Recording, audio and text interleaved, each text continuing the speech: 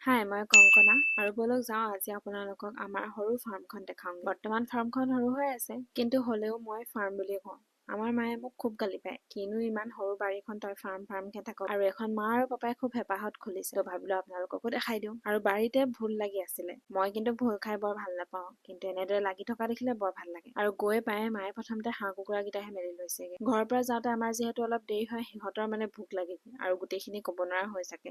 মাৰ মাতটো শুনাৰ লগে লগে গোটেইখিনি আৰু ক'ব নোৱাৰা হৈ যায়।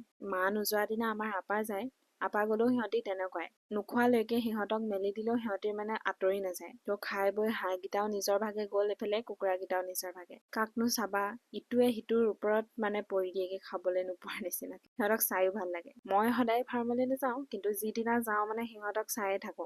হাঁহকেইটাই যে পুখুৰীত চৰি থাকিলে মোৰ সিহঁতক চাই ইমান ভাল লাগে, কিমান দেৰি মই সিহঁতক তেনেকেই চাই থাকো মই নিজেও গম নাপাওঁ। আৰু আজি দেখিছেনে আমাৰ ৰাস্তাটো কিমান ধুনীয়া হৈ আছে।